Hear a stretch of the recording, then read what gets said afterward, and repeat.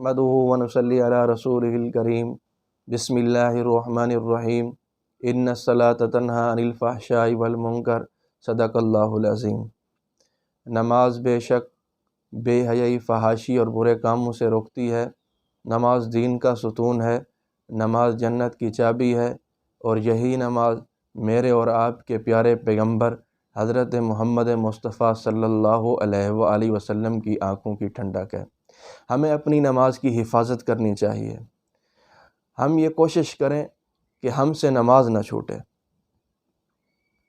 انسان دو چیزیں چاہتا ہے، ایک کہ اللہ رب العزت اس سے خوش ہو جائے، دوسری چیز انسان یہ چاہتا ہے کہ انسان کے یہ جو سارے گناہ ہیں یہ ختم ہو جائیں، اور یہ دونوں چیزیں نماز سے ہمیں حاصل ہو سکتی ہیں۔ وہ کس طرح کہ حضرت عبداللہ ابن مسعود فرماتے ہیں کہ اللہ رب العزت دو آدمیوں کو دیکھ کر خوش ہوتے ہیں۔ ان دو آدمیوں میں سے ایک آدمی یہ ہے کہ سخت سردی کی رات میں وہ اپنے بستر سے اٹھ کر، اپنی رضائی سے اٹھ کر، اپنے لحاف سے اٹھ کر وضو کرے۔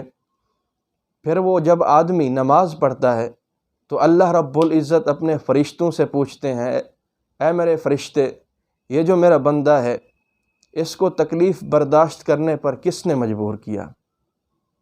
تو وہ فرشتے جواب دیتے ہیں، یہ آدمی آپ کی رحمت کا امیدوار ہے اور آپ کے عذاب سے ڈرتا ہے۔ تو اللہ سبحانہ و تعالیٰ فرماتے ہیں کہ اے فرشتو، جس چیز کا یہ امیدوار ہے میں نے اس چیز کو اس کو دے دیا، اور جس چیز سے یہ ڈرتا ہے میں نے اس چیز کو اس سے دور کر دیا، اس چیز سے یہ امن میں آ گیا۔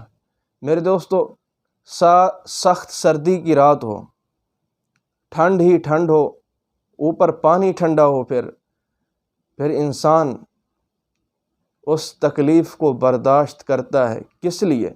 اللہ کی محبت میں، اللہ کے عشق میں، اللہ کے پیار میں جب یہ تکلیف برداشت کرتا ہے، انسان کی طبیعت نہ چاہتے ہوئے انسان سب کچھ یہ جب کرتا ہے تو اللہ رب العزت پھر اس انسان سے خوش ہو جاتے ہیں۔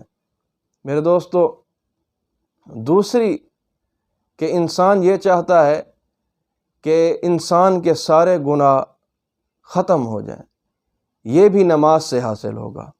حضور علیہ الصلاۃ والسلام کا ارشاد مبارک ہے، اس کا مفہوم یہ ہے کہ آپ صلی اللہ علیہ وآلہ وسلم نے ارشاد فرمایا کہ تم گناہ کرتے رہتے ہو، لیکن جب تم فجر کی نماز پڑھتے ہو تو وہ فجر کی نماز تمہارے سارے گناہ صاف کر دیتی ہے۔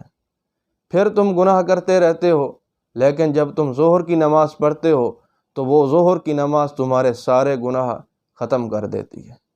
تم پھر گناہ کرتے رہتے ہو، لیکن جب تم عصر کی نماز پڑھتے ہو تو وہ عصر کی نماز تمہارے سارے گناہ صاف کر دیتی ہے۔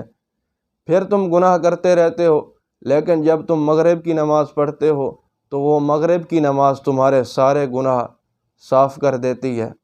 پھر تم گناہ کرتے رہتے ہو، پھر جب تم عشاء کی نماز پڑھتے ہو تو وہ عشاء کی نماز تمہارے سارے گناہ ختم کر دیتی ہے۔ پھر جب تم سوتے ہو تو بیدار ہونے تک تمہارے ذمے کوئی گناہ نہیں لکھا جاتا۔